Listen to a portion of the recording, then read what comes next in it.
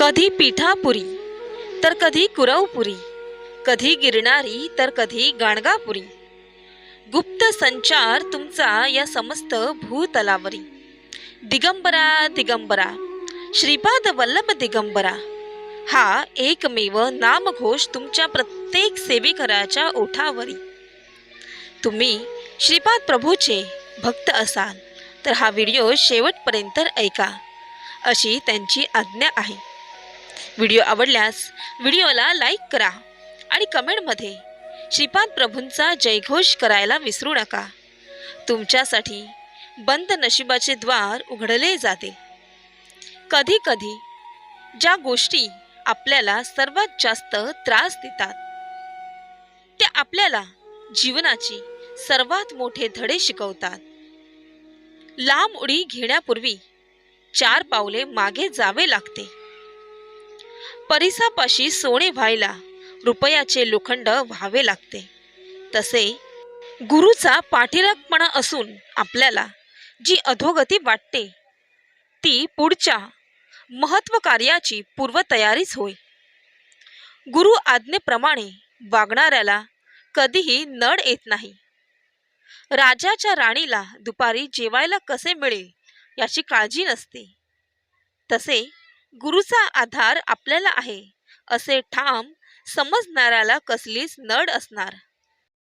एखाद्याच्या आजारात पैसा, डॉक्टर, औषधे, माणसांची मदत वगैरे सर्व गोष्टी अनुकूल आहेत.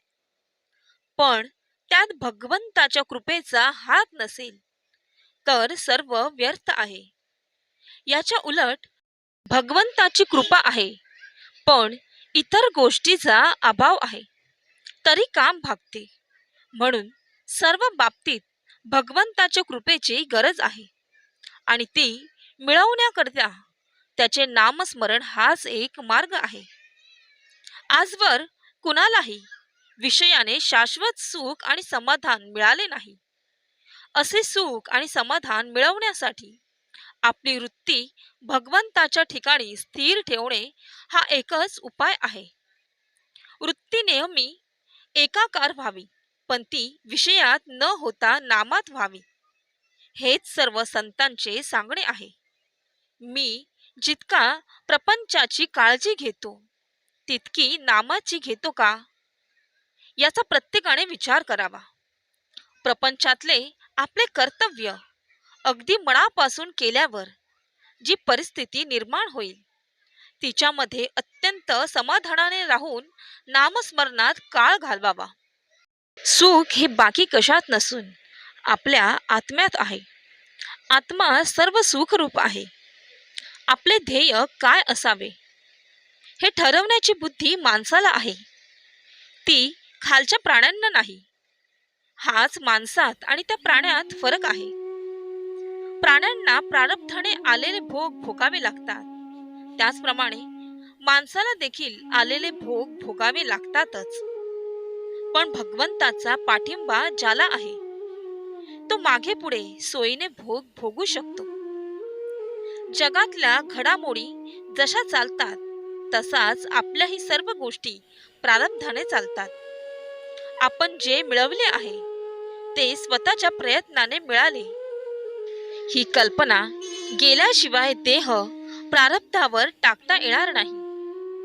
माझे सर्व हे त्याच्या कृपेचे फळ आहे असे म्हटले की क्रिया तर चालते पण करते पण राहत नाही.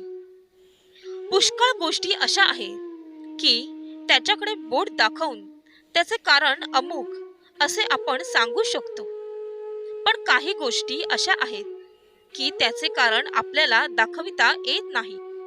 अशा वेळी त्या प्रारब्धाने घडल्या असे आपण म्हणतो. प्रारब्ध म्हणजे न समजणाऱ्या गोष्टीचे कारण होय असे म्हणायला हरकत नाही. संतांना देखील त्यांचे प्रारब्ध भोगावे लागते, पण त्यांना देहबुद्धी नसल्याने भोगाचे सुख दुःख त्यांना नाही. व्यवहारदृष्ट्या औषध घेऊन मग भोग भोगणे हाच खरा मार्ग आहे. बुवांनी आपल्या सिद्धीने रोग बरा करणे किंवा टाळणे हे बरे नाही. त्यामुळे बुवांची प्रसिद्धी होईल खरी, पण त्यात त्यांचे स्वतःचे कल्याण नाही, तसेच लोकांचेही पण हित नाही. समजा एक मनुष्य रस्त्याने चालला असता वाटेत एक 10 रुपयाची नोट पडलेली आढळली.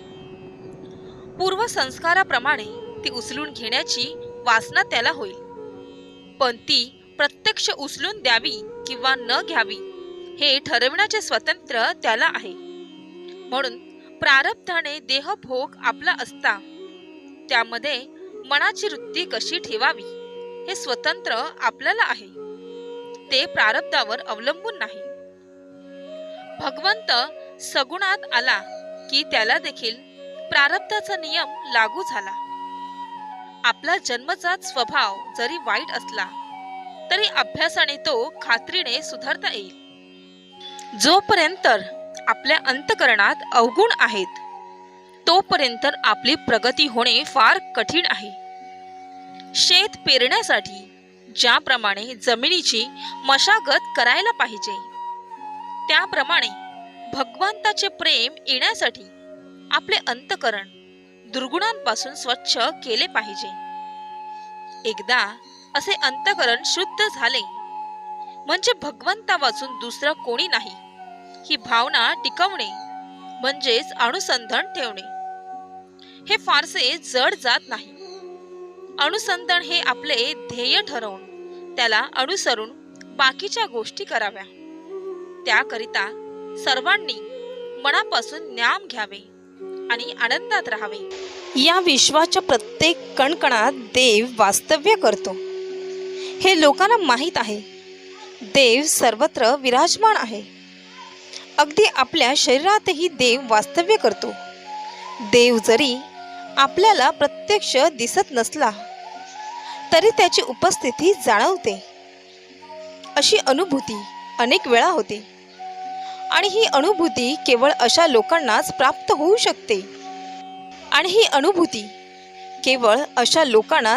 होऊ शकते. ज्यांच्याकडे नामाची ताकद आहे. म्हणून देवाच्या नावाचे महत्त्व जाणून घ्या आणि नेहमी नामस्मरणात राहा. जो देवाचे नामस्मरण करतो त्यांचे कोणीही काहीही वाईट करू शकत नाही. याच्यावर विश्वास ठेवा. देवावर विश्वास ठेवा. विजय नक्कीच तुमचाच असेल. हा संदेश शेवटपर्यंत ऐकल्याबद्दल तुम्हा सर्वांना खूप खूप धन्यवाद. शेवटी तुमच्या सर्वांच्या चांगल्या इच्छा, चांगल्या मनोकामना पूर्ण हो हीच श्रीपाद चरणी प्रार्थना.